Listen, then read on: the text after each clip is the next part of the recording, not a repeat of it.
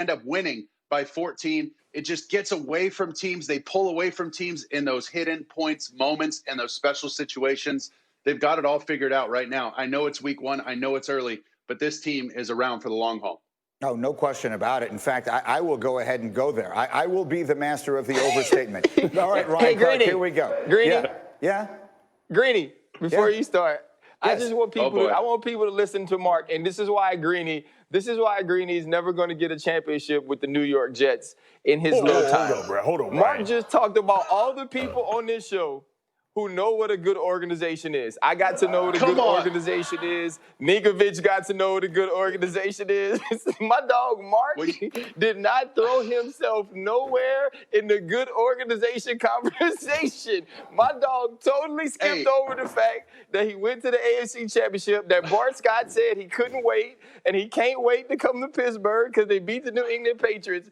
That boy Mark refused to admit that he played for a good organization, and it's only the other people on the show. Boy, that joke got me weak. I'm sorry for interrupting the show for that, but I needed that moment. Thank you. Okay. Continue. It's okay. Stop dogging me. Stop dogging me like you do Tannenbaum. Oh, Lord. I'll say this. It's funny. Oh, gosh. But I'm now not speaking to you for the rest of the day. So I'm coming to Bart Scott instead. And I was going to ask you this question, but now I'm asking it to Bart. And this is the question. I don't want to overreact. I get it. We have played one game out of an entire NFL season.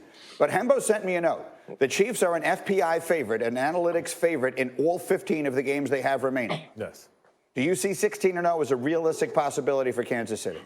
I think they'll have one hiccup.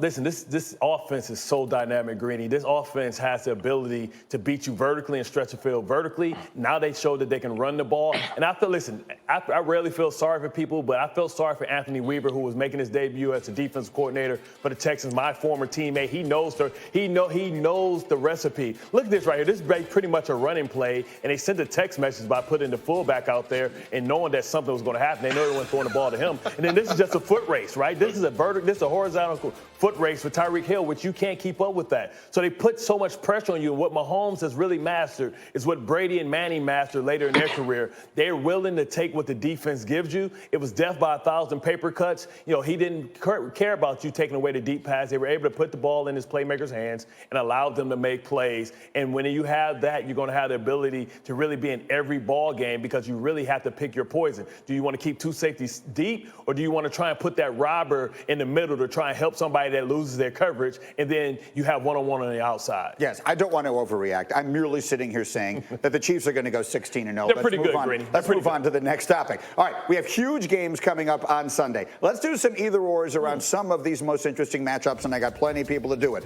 Bart, we start with Minnesota Green Bay. Who has the bigger day, Aaron Rodgers or Kirk Cousins? I'm going to go with Aaron, and the reason I'm going to go with Aaron is because he's going to be behind, and he's going to have to throw the ball. But I think that Minnesota actually gets the win. Dalvin Cook is too dynamic. This defense adding Yannick is going to be explosive. And listen, they gave Aaron Rodgers no help. I'm going to go with Aaron Rodgers only because he's going to be behind and throwing. I got you. Meanwhile, let's stay in that same game. Diana Rossini, how about the running backs? Who has the bigger day, Aaron Jones or Dalvin Cook? Well, goodbye, Kevin Stefanski. Hello, Gary Kubiak, who is calling the plays. And Greeny, we know Kubiak comes from that Mike Shanahan tree where, you know what they love to do? They love to run, and they love to run early. Dalvin Cook is healthy. We haven't seen that in about a season. And he's got a little bit of a chip on his shoulder as he's trying to prove that he deserves that contract. So I think in terms of who's going to have the better game, it's going to be Dalvin Cook. And, oh, yeah, that Packers run defense, not very good. Remember that NFC Championship game? Ugly, and it didn't get much better in this offseason. All right, Cowboys and Rams Sunday night. Mark, who has a bigger day, Dak Prescott or Jared Goff? I can't go against my guy Dak and the star. He's had a troubled offseason with the loss of his brother. He's talked about these mental health issues and things that he was thinking, the tough thoughts, the lonely times that he's had without his brother this offseason, and that's going to fuel his fire. The most important thing they need to do is ease him into this game with the new system and Mike McCarthy and get Zeke going, help Dak out, and then let him roll. Rob Gronkowski going to Tampa and New Orleans. Mike Evans or Michael Thomas? Who has the bigger day? Look, I might be biased because Michael Thomas is on my fantasy, but I'm going with Michael Thomas. Look, 100, 110, 120, 100. I don't know how many receptions he's going to have this year. We know that Drew Brees is going to feed Michael Thomas the ball every single game. I don't care if he's doubled. He's the best receiver in the league. He's the best route runner. So I'm going with my guy because, number one, he's a beast, and number two, he's on my fantasy. So Michael Thomas. I got you. And then finally, Ryan Clark, I'm speaking to you again, at least to ask you, Tom Brady or Drew Brees, who has the bigger day amongst the two legends? Drew Brees, listen, there's no quarterback that puts up stats like an early season Drew Brees. You add Emmanuel Sanders, one of the best route runners in the game, to a team that has Jared Cook, Michael Thomas, Alvin Kamara. And it's also an opportunity for Drew Brees to show that he's still the sheriff in town when it comes to the NFC South.